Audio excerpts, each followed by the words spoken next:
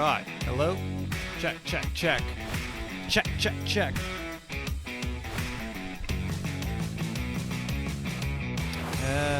Hello, Vietnam! This is another episode of the AfroMattt Show, episode number 157.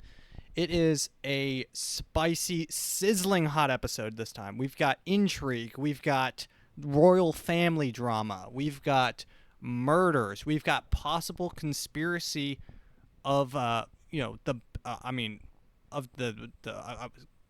Shakespearean capacity. So we are getting right into it. First off, let's I gotta start off with the most recent book I've read.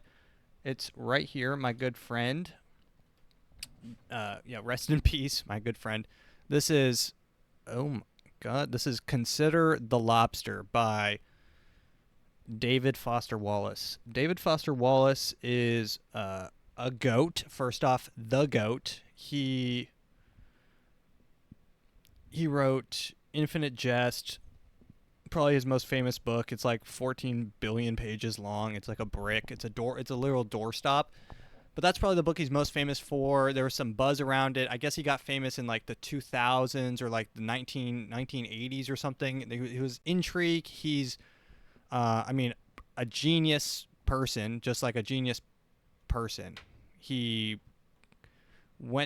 got his first publication when he was like 19. He went to Harvard or some shit. He's a smart dude, and so there was a lot of intrigue around him, and he was kind of advertised when he released Infinite Jest as kind of like, this book's impossible to read. Only you're retarded if you can't read this book, which I haven't ever read Infinite Jest, but it is 1,000 pages. It's like math problems. It's tough. It's tough to read from what I've heard. But this book was actually, this is a collection of nonfiction essays that he wrote, and I've got to say, I've never been a fan of nonfiction just because it's boring. 90% of the time it's boring, and I guess B, it's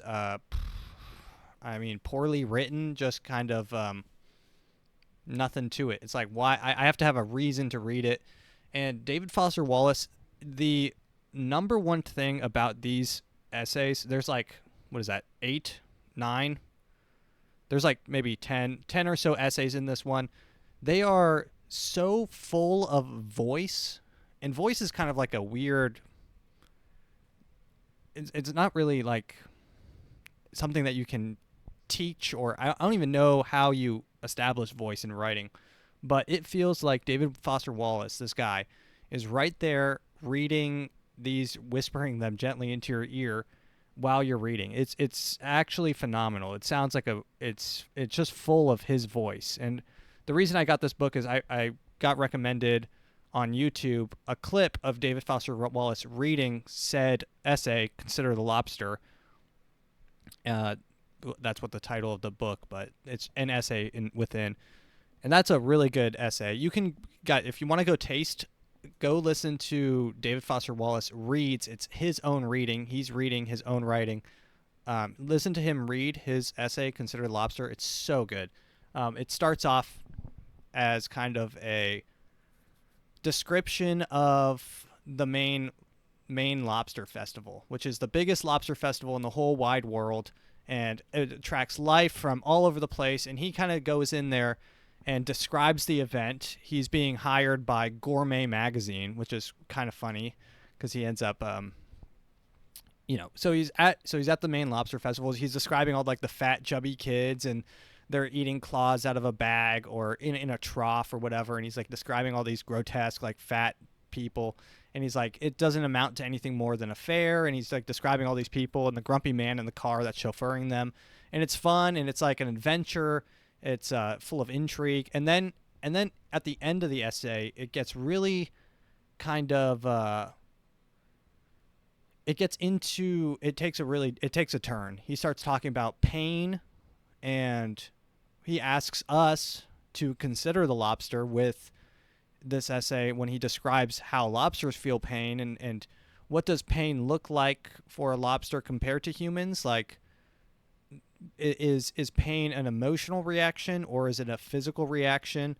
If it's just physical, then lobsters have those same physical traits, but maybe because they don't have a brain, they can't express it. What is pain? Just because we express it with tears or something like that, is that pain, or is it just it's really interesting. And that one wasn't even my favorite essay.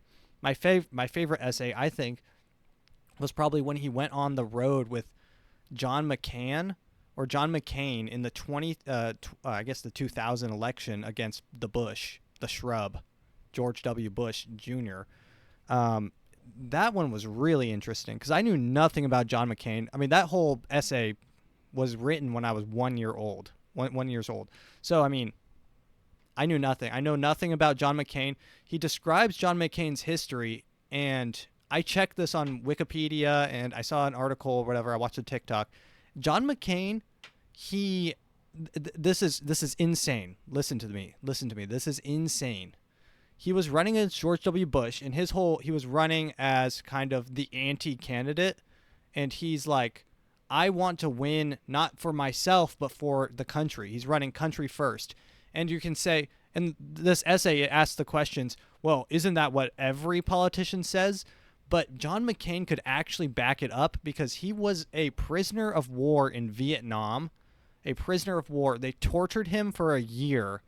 And then his father, who was head of the Navy, John McCain Sr., asked and negotiated a deal with the Vietnam, the prisoner camp, to release his son. John McCain, the absolute Chad that he is, said no, because the laws within the U.S. military state prisoners are to be released in order of capture. So he says that it would be unfair of him to be released earlier than other prisoners getting captured. Like, does that not give you chills? The dude stood on business. So John McCain doesn't get released, and he's in prison for 4 more years of torture. He describes it as a black box. They used to put him in a black box, almost a coffin, for hours. Solitary confinement. Hours. They broke both his shoulders after he told them that he didn't want to leave. They broke his shoulders and busted out his teeth. This guy he chose to do that off of his American and patriotic value. So he is standing on that. That's what he's So that essay, I mean, the history part of the essay blew me away. And David Foster Wallace is describing, he's like, put yourself in his shoes. Imagine all the excuses you would come up with. Well, any of the other soldiers would go before me. None of the other soldiers would do this for me. I want to go back to my family. I want to go to a pool. I want to do all these things. I want to read a book. He's like, you will come up with an infinite amount of excuses not to do this, but you end up doing it. For him to go back to torture really, to me, was astounding. And I looked him up, and he did die in 2018. Rest in peace. And say what you will about John McCain, his opinions on abortion and stuff. I mean, even in the book, they say that it's antiquated and stuff like that. So it's he had some crazy views, but he's a good guy, and that's what David Foster Wallace grapples with. He says that this is a good man, and it's hard to not vote for a good man. And then David Foster Wallace grapples with guys, I'm just going to give you right off the bat, this book is a 10 out of 10. This is a 10 out of 10 book of essays. A 10 out of 10. I mean, go pick it up right now and read it. It was so good. But so and the essay I'm talking about is called Up Simba, which is when he's following John McCain on the trail. But David Foster Wallace, he struggles, and he has this kind of inner conflict where he says it's his cynicism battling his respect for this guy, and his cynicism is telling him, well, what if all these ideas? He's like, Well, what if he knew he was going to run for president and that's why he said yes to getting tortured for the outcome of becoming president, right? But and that's like a cynicism like view on things like and he's and then there's like one point during a uh like during the like a rally, pretty much like a Trump rally, when he goes to like this gymnasium and he's talking to all these people and he's fielding questions at the end, and this lady stands up and says that George Bush, her son is a huge fan of his, a huge John McCain fan, really respects him. But one time her son got a phone call while she wasn't home, picked up the phone, and it was George Bush's campaigners. And they were saying all these bad things about John McCain. And John McCain had went this whole campaign saying, oh, I'm not going to stoop to the levels. I'm going to make this fair and square. We have a handshake deal. But then all of a sudden, George Bush is doing this like sleazy campaign of misinformation and like trashing him. And the kid was crying and crying because he's like, why are they saying all these horrible things about John McCain? And the mom during the rally mentioned this to John McCain, and John McCain just like stood there, apologized, and said that he would like to talk to her son after the rally. And he didn't say anything bad about George Bush. He didn't do anything. It was like, and he even said that he's going to stop doing any sort of campaigns that might be anti-George Bush, as a sign of respect to other kids that might be in that situation. And then David Foster Wallace again has this sort of cynicistic view, and he's like, well, was she a plant or whatever? So, I mean, the book, guys, just read it. It's so good. It's full of voice. I'm not going to go on the whole time talking about David Foster Wallace's Consider Lobster, but I'm saying right now, go read it. It is a fantastic read. It is kind of hard to read because he uses a ton of, they're called like subscripts and stuff. Like he'll have a whole essay inside of an essay. He has a whole essay on authority, and it's literally a review on a dictionary. He has a whole essay on a review on a dictionary. Who reviews dictionaries, first of all? This guy's crazy, but the review is just, so good, and it's thought-provoking, and it brings up emotional and philosophical questions. It's just, I can't praise this collection of books enough. Also, today we are drinking Doc Pop, which is part of the Poppy drink collection. This is a prebiotic soda. I assume this is their Dr. Pepper flavor. Okay, let's get into the news. Welcome back, everyone who skipped the review. The news.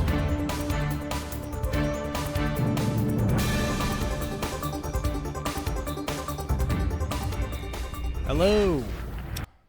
Let's get right into it. So we've got let's just start right off the rip. Let's start right off rip with this. Possibly one of the biggest stories happened one day ago. Boeing whistleblower John Barnett found dead inside of the United States. A former Boeing employee known for raising concerns about the firm's production standards has been found dead. Boeing? How did this guy die? He worked for Boeing for 30 years before retiring in 2017. In the days before his death, he had been giving evidence in a whistleblower lawsuit against the company. Boeing says it is saddened to hear of Mr. Barnett's. Oh my! I'm sure. Oh, our biggest suspect, or the biggest whistleblower in a active lawsuit against us just died. Guys, I'm so sad right now. I am so sad. That's like if one of Bill Cosby's victims died during trial, and he's like, Hey, I'm so sorry to hear that. You know, it said that 62-year-old died from a self-inflicted wound on March. Okay, so it wasn't even like a self-inflicted wound. Wow. Guys, it's happening right in front of our eyes. Why aren't we flying Boeings into... Okay, never mind. Why aren't we flying Boeings onto the landing strip where they're supposed to go, is what I was going to say. But, look... That's what I was going to say. That's what I was going to say. Okay. It said that 62-year-old had died from a self-inflicted wound. Yeah, open and shut case. Mr. What's this guy's name? John Barnett. Self-inflicted wound, 12 gunshots to the back of the head, and 14 stab wounds. And he actually he ended up also hanging himself afterwards. He survived all that, and then he hung himself. Mr. Barnett had worked for the U.S. plane giant for more than 30 years. Look, this is the kind of stuff that will get you killed. Talking about... Look, let me play one of his videos, because I did grab one of his videos. One of the last videos before he died. Let me find it real quick. Okay, here it is. Here he is. I mean, look at this guy. This guy's someone's grandpa. This guy's just literally doing the right thing, which is calling out bullshit when he sees it, which is what you're supposed to do. What you are expected to do as a functioning, a valuable member of a society, is make sure things are going smoothly. Keep things above the table. You know, integrity, agency, respect. These are all things that this guy, I guess he was man, he was a good person, I assume. Let's not, I mean, some hard drives might come out, but God, imagine if they got him with the hard drive trick. They hit him with the hard drive trick. But yeah, let's listen to what he says. 737 problem. It's a Boeing problem. When I first started working at Charleston, I was in charge with pushing back defects to our suppliers. I'd take a group of inspectors and actually go to the supplier and inspect their product before they sent it in. Well, I'd taken a team of 4 inspectors to Spirit Aerosystems to inspect the 41 section before they sent it to Charleston. And we found 300 defects. Some of them were significant that needed engineering intervention. When I returned to Charleston, my senior manager told me that we had found too many defects and he was going to take the next trip. So the next trip he went on, he took 2 of my inspectors. And when they got back, they were given accolades for only finding 50 defects. So I pulled that inspector aside and I said, did Spirit really clean up their act that quick? That don't sound right. And she was mad. She said, no. Said the 2 inspectors were given 2 hours to inspect the whole 41 section and they were kicked off the airplane. So, yeah. So this guy called out bullshit where he saw it. He saw damage and things that needed to be repaired on an airplane, which you would assume an airplane, you want to make sure everything's, tip-top shape. But, and this is the same way with realtors. This is why there's like a huge divide between realtors and inspectors, is because the inspector can determine the price, right? So if you start paying inspectors and stuff, it gets really dicey. I'm not saying that doesn't happen, because it definitely does. So I'm not going to turn this into but realtors will have a like a good list and a bad list for inspectors, right? And something that happens. Yeah, I mean, this is just crazy. He said that he had uncovered serious problems with oxygen systems, which could mean that 1 in 4 breathing masks would not work in an emergency. I mean, I heard somewhere that the reason they tell you to put your head down below your knees while you're crashing in a plane is so that it kills you instantly, so you cannot sue the plane company. And I honestly fully believe that. They're like, please assume the instant death position. upon impact, this will instantly break your neck.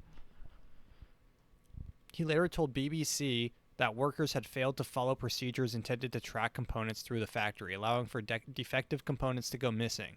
He said in some cases, substandard parts have even been removed from scrap bins and fitted into planes being built. Okay, remind me to never fly Spirit Airlines.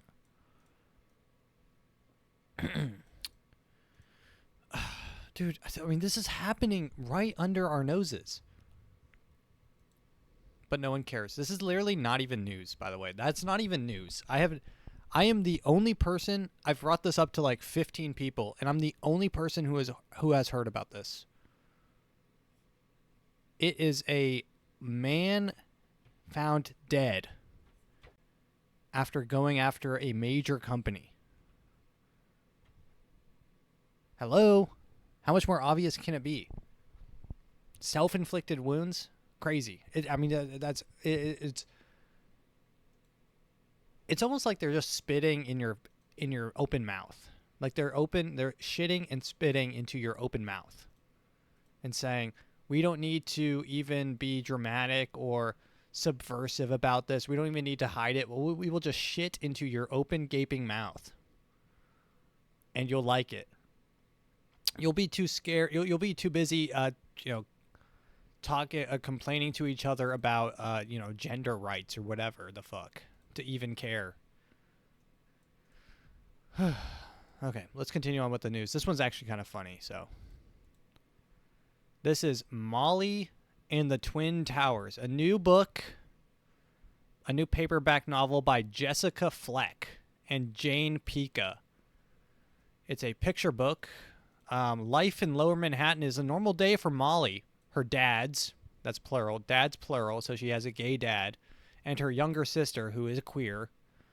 But on September 11th, 2001, everything changes. Also, this is set in 2001, and she has two dads, which I don't think it was legal then. Molly and her younger sister, Adeline, are at school when the first plane hits the World Trade Center. When the Twin Towers fall, the city is thrown into chaos. Papa, a pilot, is flying, and Dad can't be reached. And Gran, an EMT, and with the New York Fire Department, is on ground zero. Yeah, by the way, in this story, Gran dies of mesothelioma several years later.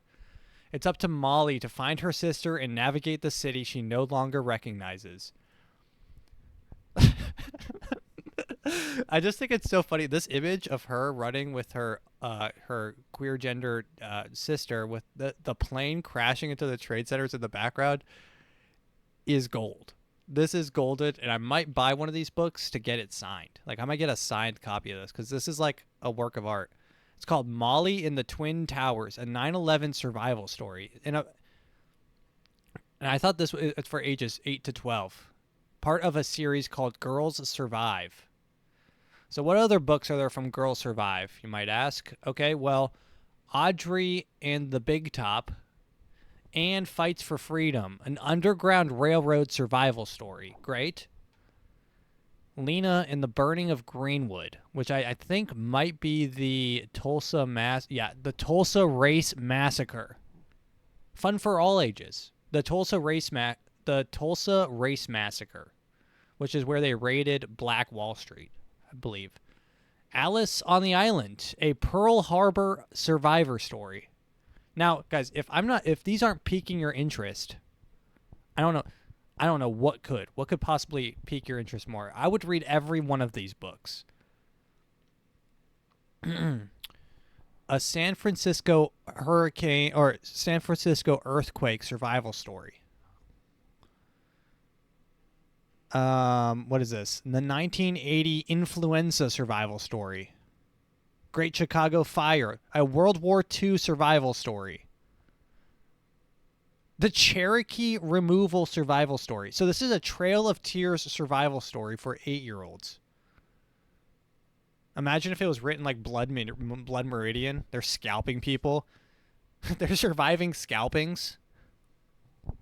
A Titanic, a Mount St. Hermes, a World War II survival story, another World War II survival, an Oregon Trail survival story. Guys, these are good books. This is what kids need to be reading. Yeah, these are fun. I love the World War II one. Might also be kind of we might be into a Ruth and the Knight of Broken Glass.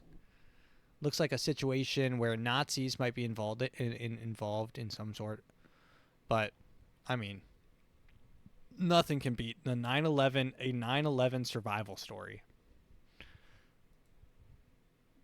Add to cart. Thank you. Can we hear an excerpt? Do they have an excerpt? Yeah, I don't think they have any excerpts here, but I mean, I might have to. That might be my next book review. Molly and the Twin Towers. That'd be a crazy tandem read with Falling Man. It's trippy as hell.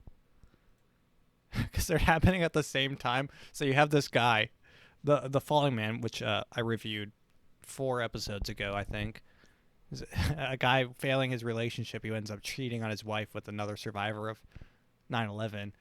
Tandem reading that with Molly and the Twin Towers would be a trip because they're happening at the same time in the same universe. I mean, I hope it wins a Nobel Peace Prize. On to the next piece of news. New York budget director blames cafeteria menu cuts on too many kids eating. Huh.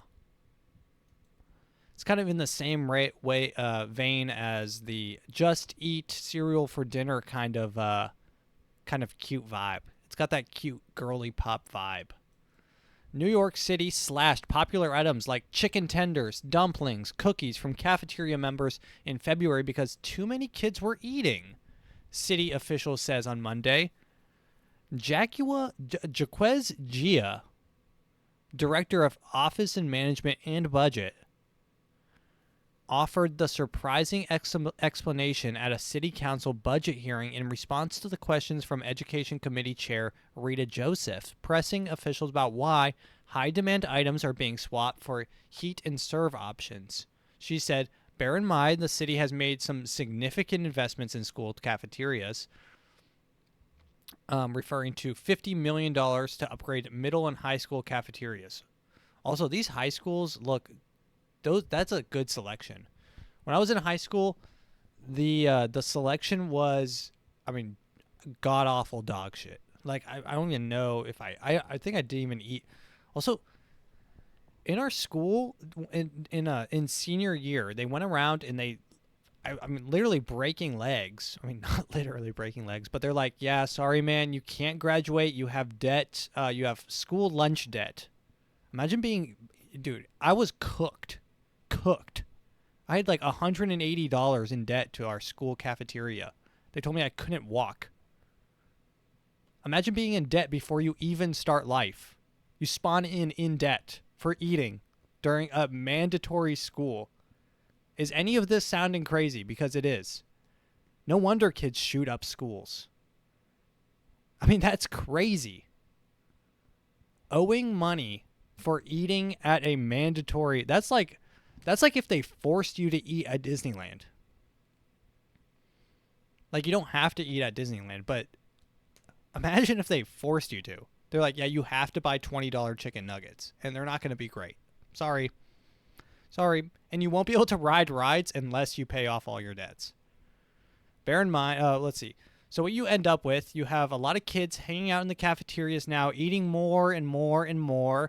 Yeah, she's just so pissed. You can tell that she's a real bitch. She's a little bit prissy.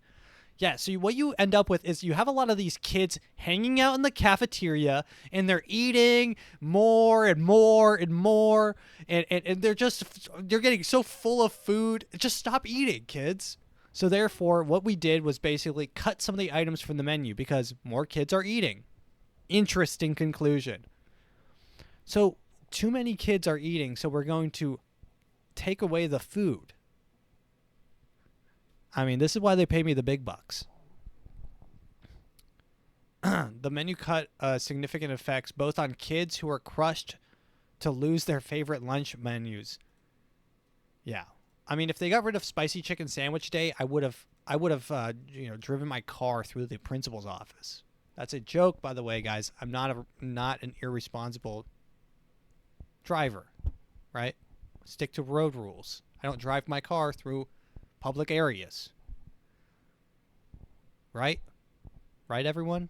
Can we agree on that? Okay, let's continue. Gia claimed that the menu trimming was not a result of a budget cut.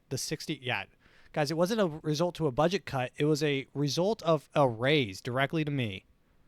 The $60 million. I mean, honestly, the way that corporate people talk is, guys, this has nothing to do with a budget cut. We didn't receive any budget cuts. We've reallocated some funds. And anytime anyone says reallocated, it means it went directly into my pocket. We've reallocated some funds, so we had to move some things from here to the back end. Anytime anyone says the back end, it means absolutely nothing. The back end means literally their asshole. That's what so we've had to reallocate some funds from front of sales to back end. And because of this, we've had to alter our game plan and redesign from the ground up what we are going to do with the food system. So we've come to the conclusion, as you've heard, that too many kids are eating. God, anytime I hear corporate speak, I want to not do anything violent. Violent or aggressive. And they always talk really like in the vaguest terms, and the people that are fluent in it is really eerie, because it's like they're saying words, they're filling the sentences with absolutely nothing. There's nothing contained in the sentences. So guys, I've had people like this. Pertaining to the aspects of our previous conversation, I'd like to bring up a few points which were discussed in further detail. And it's like, guys, you could have just said, hey guys, about our last email. Pertaining to our last correspondence, I would like to elaborate and maybe dig a little bit deeper, and let's unpack this. Unpack this is one of my favorites. What can we unpack? How about we unpack your skull from your brain? Your brain from your skull. Oh God! How about we put a pin in it? Oh, how about I put a bullet in it? Guys, we're riffing. We're riffing. We're having fun.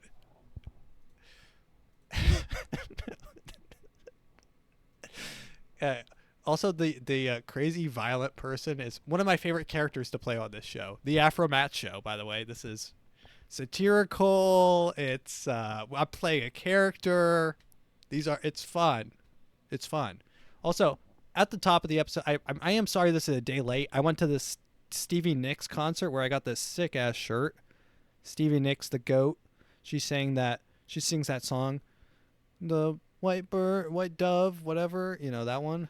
With the dove keep on singing, hoo, hoo, hoo. That one. That's a good one. Other songs as well. Okay, let's continue on with the news. Kids need to stop eating. Yes. Cheerios. Oh, that's Boeing. Okay. Here we go. This is the coup de grace. The coup de grace. Kate. Okay, guys, first off, I don't know anything about Kate Winslet, this person. Apparently she's dating a prince or a king, princess. So she's Princess of Wales. So Kate, Princess of Wales, apologized for altering family photo that fueled rumors about her health. So I don't know what the rumors are. I haven't heard anything. Apparently it's a conspiracy theory that she's unwell or dead. So there's theories out there that she's dead or unwell. And to kind of curb these theories, someone posted on her story a picture of her and her family, which was actually photoshopped. So there's like tons of Photoshop issues. This girl's hand is like half in her sleeve. Her face, someone said, is clipped straight from a magazine. So it's a doctored photo. The Associated Press said This photo is fake. Editors and librarians, kill from your systems and archive photo LBJ1110. Slugged Britain Royals and transmitted on Sunday, March 10th. A closer inspection appears that the source images was manipulated the image. No replacement photo will be sent. So this says kill. It's a photo kill, which means this photo is not real. It is doctored. This is the Associated Press trying to make sure everything's top shelf. So that begs the question, what's up with Kate? First off, who is Kate? But is she alive? Well, she came out and said, "Hey guys, I'm all right. I was messing around with some Photoshop, and I got a little messy. I'm not good at Photoshop," is what she said. She didn't say it. She sent it in a tweet style. We've not seen her face yet. That could have been something that she could have done. Zoom, held her phone like this, recorded herself. "Hey guys, I'm perfectly fine. Here I am with my family, and we are alive, and we are doing well. Sorry that last photo was edited. My son, his hand was in a weird spot, so I tried to edit it. Sorry, guys. But look, I'm alive. I'm good. Look, we're here at the Poconos. We're on vacation. We're in Turks and Caicos. Check us out. Here's Drake." Right? That's what they could have done, but she released just a text, just a block of text that says, "Hey guys, I'm sorry, I'm bad with Photoshop." So this made me want to, let's see. Several agencies initially published the photo, including the Associated Press, withdrew the photos over concerns about digital manipulation. So Kensington Palace posted that photo for Mother's Day and said, "Hey, look at this beautiful mother. She's alive and she's good." It was the first official photo of the 42-year-old Kate since she had abdominal surgery 2 months ago. So guys, was her surgery a success? Is she dead? Is she well? Did they kill her? What does she know? Why would they kill her? The retraction sent an online rumor mill already rampant with speculations over Kate's operation and recuperation into overdrive. The PR disaster is more evidence that the royal family's long-term mantra, "never complain, never explain," is impossible in a social media saturated era. Let's click on this. UK government says Kate appeared June for ceremony, but she announced that she has caused confusion. Yeah, I don't know what's going on with her. So Kate might be dead. They may have killed her. Why so many people think Kate Middleton... Oh, not Kate Winslet. Who's Kate Winslet? Is she an actor? Kate Middleton is dead. Or possibly dead. Maybe. In January, the British royal family Kensington announced that Catherine, the Princess of Wales, more normally known as Kate Middleton, had been hospitalized with abdominal surgery. Abdominal. Why does that sound weird? Would take a break from her public duties until Easter. Then she kind of disappeared. In an unlikely turn of events for the uber photographed royal, Kate has not been seen or heard of in a month since the surgery.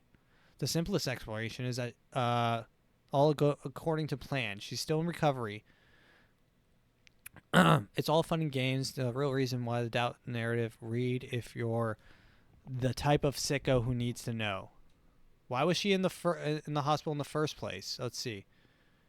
So they weren't very forthcoming about Kate's illness, sharing only that it was a planned abdominal surgery and that she would. So she is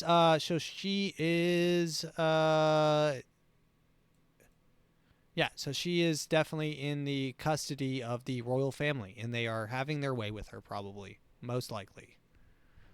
She saw something, she said something. God forbid she DM'd someone with dark skin. That'll get you got real quick. Nothing will get you got in the royal family than mixing their pure inbred white ass blood. Nothing will get you got quicker. I probably found out she was DMing R. Kelly. Remix to ignition, hot and fresh out the kitchen. Mama rolling that body, got every man that she wishes. One too many DMs to a black person will get you got. Sorry, Kate Middleton. Yeah. God forbid they found out that she has a less than 1%, or I mean more than 1% African American in her child's blood. That's why they disowned. I think that this is why there was like so much drama between, what's the other prince? The one that married that actor from Suits. There's apparently a lot of drama there where the Queen of England, may she rest in peace, where she said something like, "Oh, I can't believe you're having a half-blood," or something. You know, guys, this is what she said. That's what the Queen is like. Definitely racist. She was born like 100. She's dead, but she was born. She's racist. She's very racist. But there was some like disagreement there, and then they got disowned from the family. Correct me if I'm wrong, but that's what I think was going on there. But who knows what's going on with this person? God, the sick things that go inside of royal families. And it's not even royal families too. You know, sick shit like this happens inside of the Rothschilds. May Lord Jacob Rothschilds rest in peace. Rest in piss, bozo. God, that guy's a freak. Rothschilds. My name is Jacob Moth Rothschilds. Lord Jacob Rothschilds, and I'm here from Europe. Yeah, what a freak. British people are just freaks. Like they're, "Oh, bro, I can't have a knife. I just got stabbed with a zombie knife." A zombie. God. Imagine if America hadn't won the Revolutionary War and I was doing this podcast as a British person. God save the Queen. There's another world where there's an AfroMattt recording a podcast, but he sounds like he speaks British. The Queen's English. Today we're gonna welcome, ladies and gentlemen, to another episode of the AfroMattt Show. God, they all sound retarded. Stop talking like that. I think that we're being side-opped. I don't think they're tired when they go home. They don't actually talk like that, guys. When they get home, they're tired of doing the accent all day. And they're like, then they just talk normal. They talk normal. Everyone gives me shit when I say America is the the American accent is the lack of a British accent. But they're like, well, British people came first, right? No, British people are the ones with the accent. Americans speak the language correctly. Because in the English language, R has an actual sound to it that the British don't say. They can't say roundabout. They say, "I want to go to the roundabout." The roundabout. And everything just sounds, weird. Even when they say like bizarre, like that, they say it wrong. America's right. We have no accent. We are the lack of an accent. I mean, we have Southern accents and different types of dialects, but it's like, this is real English, guys. This is real English. You're speaking it correctly.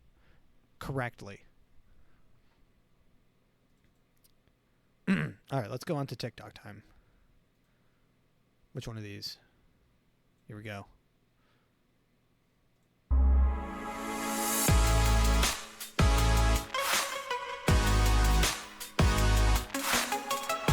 Oh, yeah.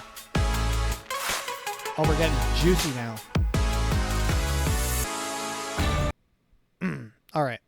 TikTok time. What TikTok are we going to start with? We're going to start with this guy. How much did you pay for your first? This guy on TikTok, he just asks old people it looks like he's in a Joann's fabric store. He just goes up to old people. He goes to like Home Depot and just asks them how much they bought their house for. Just boomers. And some of these, oh God, we're so cooked. We are cooked.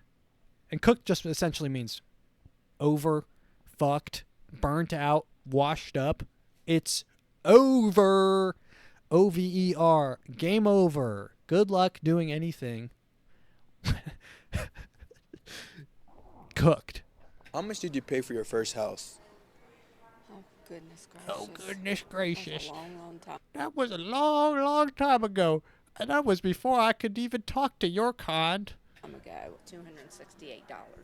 $268. That cheap? Yes, I remember that. $268. How much did you pay for your first house?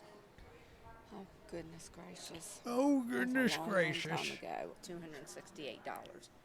$268. Wait. That cheap?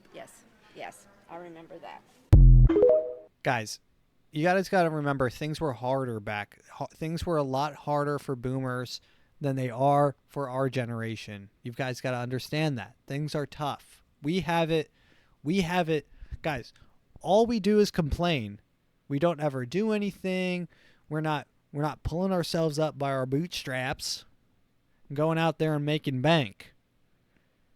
Guys, when I was a kid, I used to work 2 jobs, and I bought my first house. I bought 15 cars, and this is like,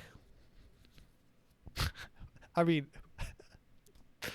I make maybe $40,000 a year, and I barely can afford the cheapest rent in the place that I live. Barely. Right? While saving an appropriate amount. You're supposed to save like a third of your paycheck. You're supposed to save a third of your paycheck.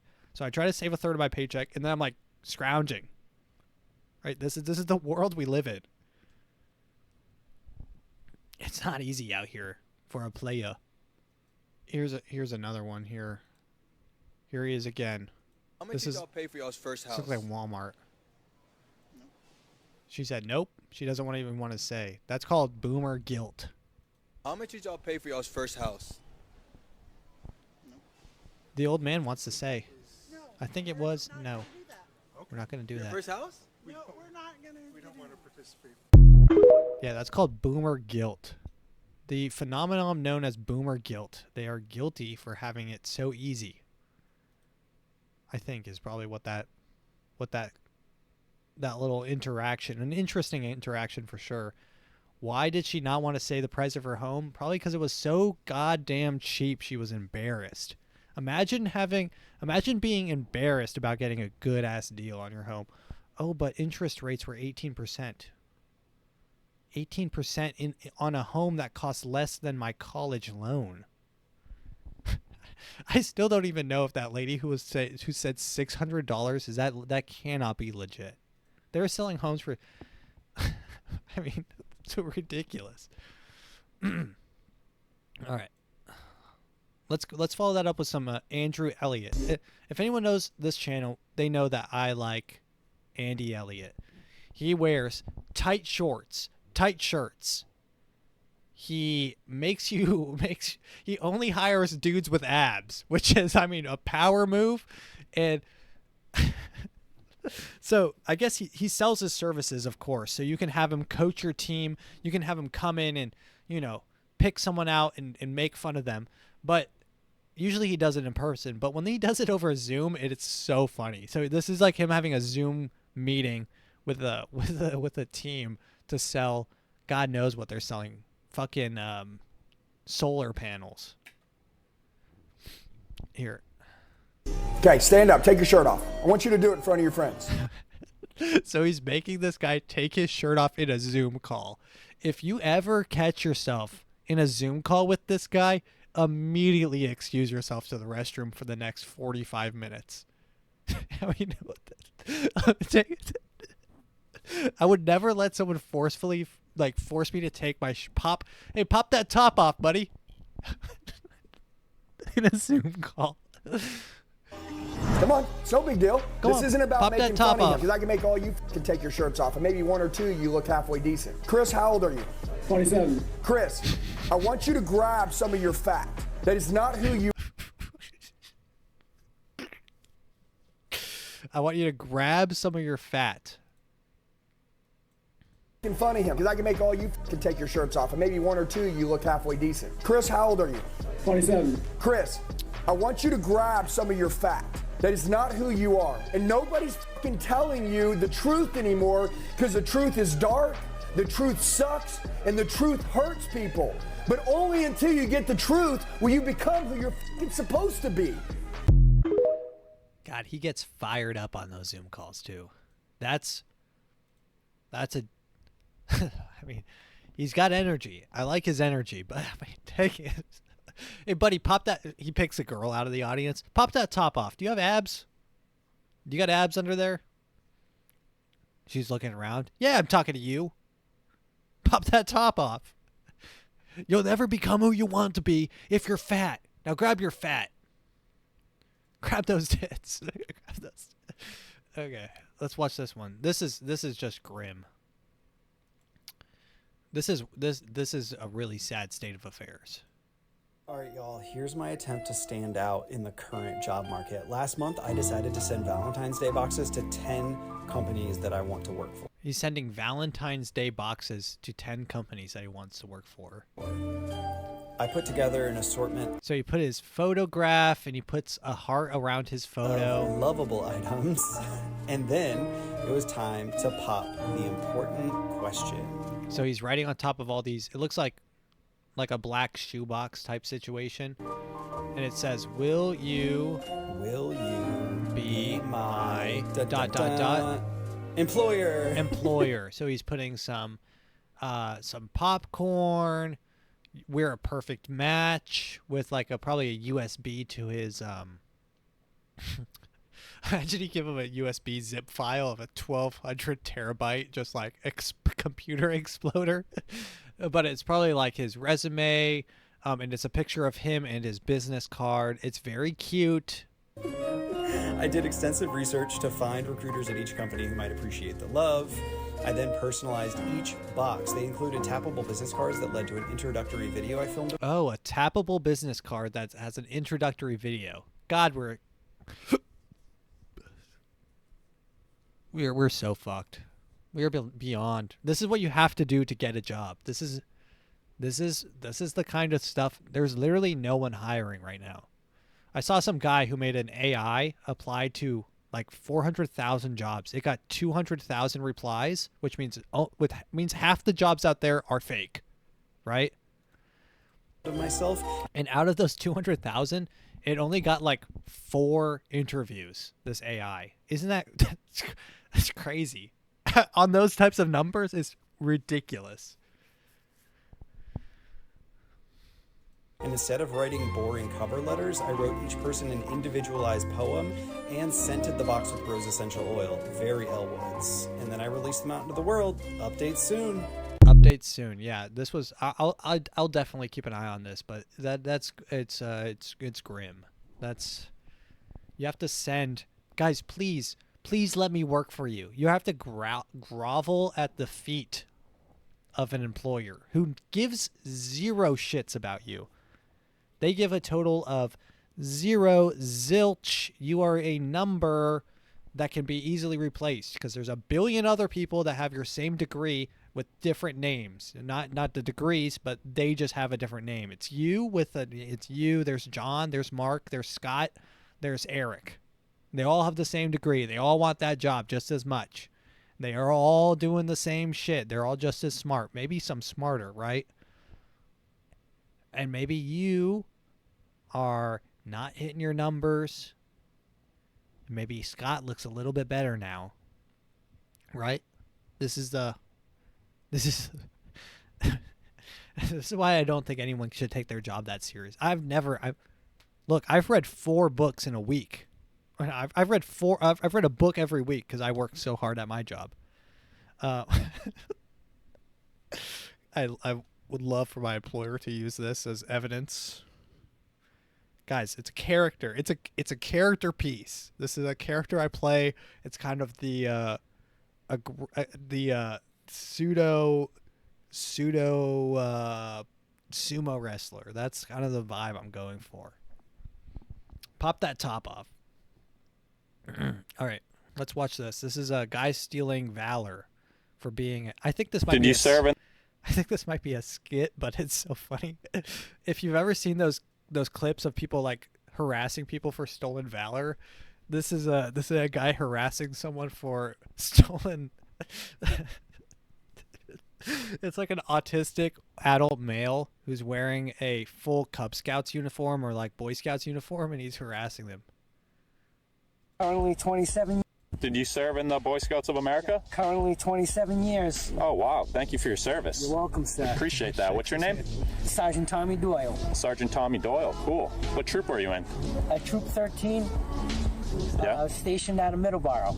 Oh, Troop 13, Middleborough. I've heard of Troop 17, Middle. This is what they always do. You know that flag's on upside down. Yeah, I didn't know. I didn't know anyone deployed over there in Afghanistan under Troop 12. You sure? Middleborough. Yeah, well, I was transferred from 17 into 13. Oh, okay. Well, you got your Order of the Arrow, too, I see. Yes, sir. Yep, the Flaming Arrow. Flaming Arrow, that's not what it's called. Yeah. You know it's supposed to be under your right lapel, right? Under my lapel. Yeah. Do you know what that is? Yeah, this thing right there. No, that's your collar. Your lapel is this thing right here, but yeah, that's all right. Happens to the best of us, right? Yeah, I'm gonna be honest with you, man. I don't think you're in the Boy Scouts. Yeah, 27. Your uniform, it's all out of whack. You're not wearing your BSA issue approved socks. Look, you know this is illegal, man. It's a crime to be out here pretending to be a Boy Scout. It's called stolen valor. Stolen valor. You got the. I want to find out. Let me find a real video of someone harassing someone for stolen valor. These people are so good. Here we go. This guy's on YouTube. This is veteran of the 2 over 506 calls out fake ranger at Oxford Valley Mall. Come here. Hey, sir. Hey, my son would like to meet you. He really admires guys in the Army. Hey, buddy. I'm Sean. What unit were you in? I'm with the 2nd Battalion Rangers. 75th? 2nd. We're 75th Ranger Regiment with the 2nd Battalion. What's your MOS? My MOS is 11 Bravo. All right. I'm what's called Attack 1. All I do is I go out on missions. Where'd you? It is kind of sad. These guys with the stolen valor. Like, why do they have to do so much research on this character they're playing in their head? It's kind of sad, really. But calling them out, being that guy who like follows people. Hey, come here, buddy. Want to talk to you. Get your 3 CIBs at? Afghanistan. All 3? All 3. You know you need to be in 3 different campaigns to get 3. Hold on 1 second. Staff sergeant. Getting a phone call. Staff sergeant. He's calling a staff sergeant. Why is he calling a staff sergeant if he's already a staff sergeant? This is illegal. What you're doing right now is illegal. Because you know what? I've worn that fucking uniform, and I've had friends get killed in Afghanistan wearing that fucking uniform. No, you haven't. You're. I mean, yeah, harassing people is just. I mean, it is fucked up, but it's also funny to be that guy, hounding people. It's like it kind of gives me the same vibe as the kind of guy who audits people. It's called the First Amendment audit. They go around. Oh, I can film here. Yeah, I'm in a public. I'm in the females' restroom. I can film here. This is the I'm First Amendment audit. Am I under arrest? Please arrest me. Those guys. It's just, stealing valor is so funny. Stop stealing valor. Stop stealing my valor. All right. One more clip. Let's do 2 more clips. Because we've got one that's pressing news. This one's just funny. This is just good. Good old laugh. About the fact that President Trump incited an erection. So this is just a collection of people saying Donald Trump is inciting an erection. About the fact that President Trump incited an erection. His various cases of, he's got charges of inciting an erection. Donald John Trump incited the erection. This is so dumb. They didn't like Donald Trump. They said he participated in an erection. In an erection. I always call it massive. It's Sometimes so they big. say huge. Really? I walk in there, I'm like, it's so big. It's so big, it's so huge. I need someone to follow me around and hold it. I said, I need someone to hold it. And I said, I need someone to hold it. It's so big. All right. Last thing. This is the clips of, I believe, the most recent Biden State of the Union address, which I didn't watch, but I got the highlights. I got the LeBron highlights of him dunking, you know, the clips, the good clips. But apparently a lot of the speech was recycled. So here's a collection, and I'm just going to say the dates at which each part is said. State of the Union speech. For too many decades, we 2023. exported jobs. Now, thanks to what you've all done, we're exporting American products and creating American jobs. Now, instead of importing foreign products and exporting American jobs, we're exporting American products and creating American jobs. Build the economy from the bottom up and the middle out, not from the top down. To build an economy from the bottom up and the middle out, not from the top down. Building an economy from the middle out and the bottom up, not the top down. We're the only nation on earth that has always turned every crisis we faced into an opportunity. We're the only country that has emerged from every crisis we've ever entered stronger than we got into it. COVID-19 no longer need control our lives. Today, COVID no longer controls our lives. The pandemic no longer controls our lives. 24. The only nation that can be defined by a single word, possibilities. Actually, I can define it in one word, and I mean this. Possibilities. Possibilities. 24. I'm a capitalist. Look, I'm a capitalist.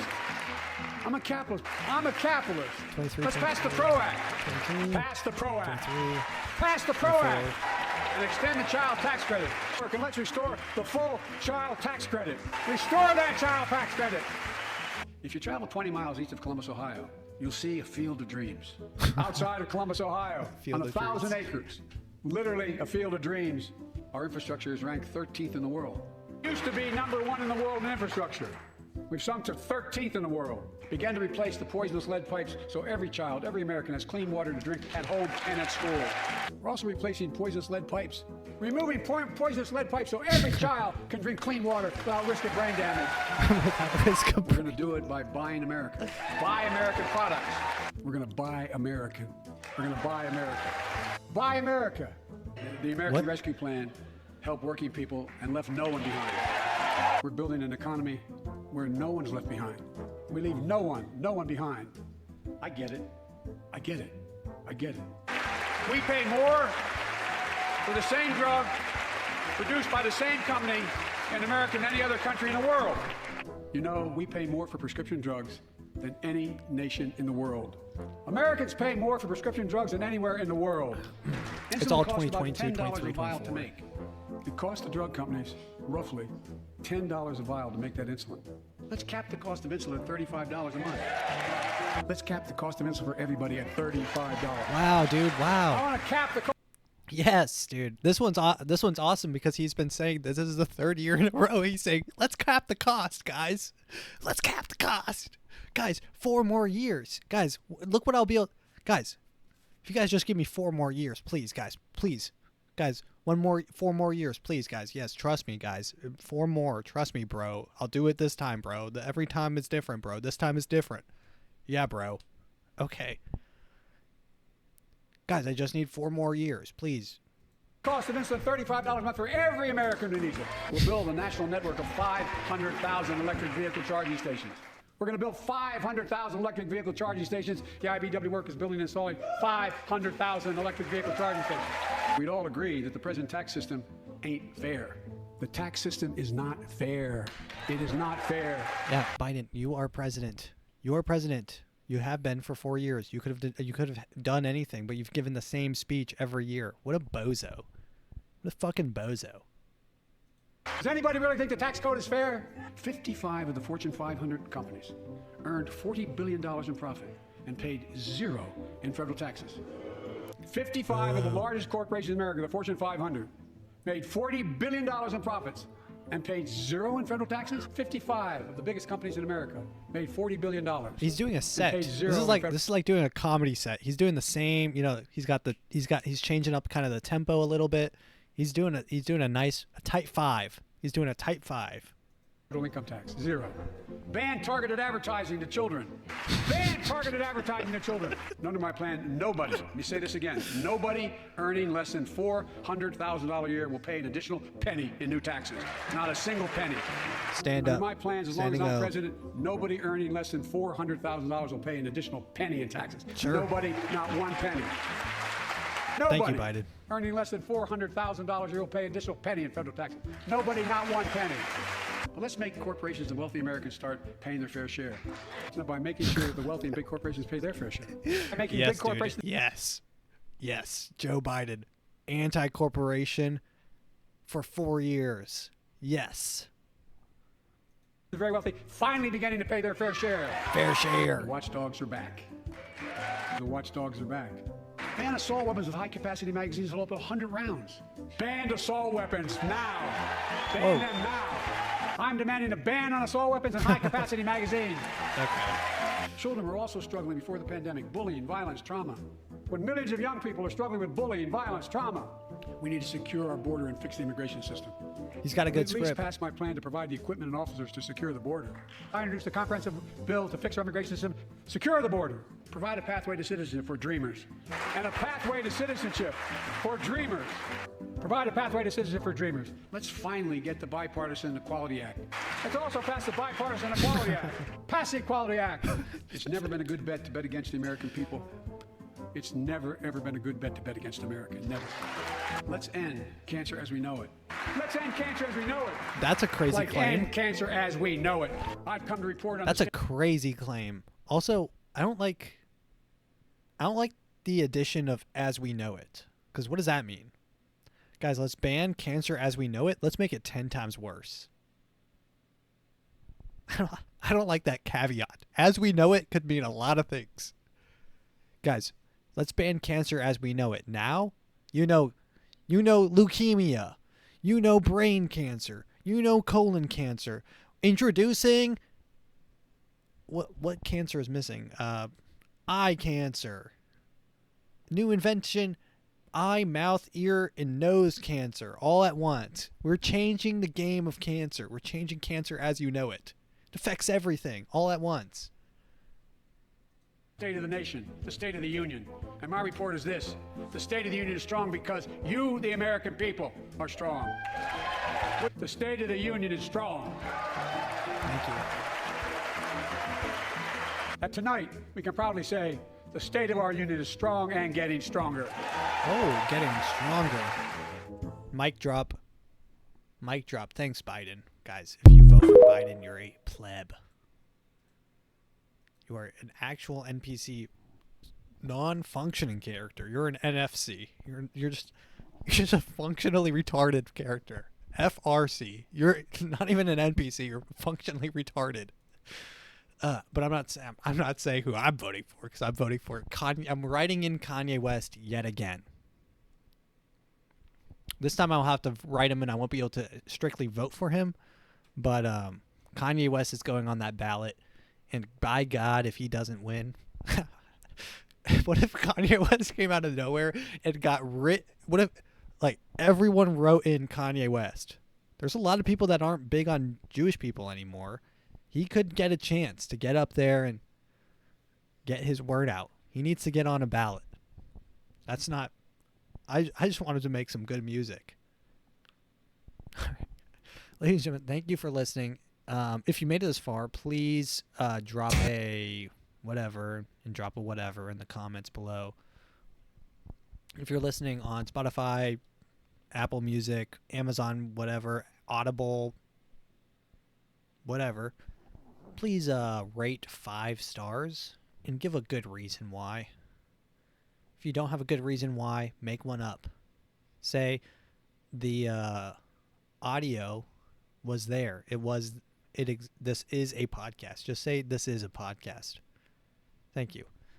Ladies and gentlemen, that is everything. See you next week.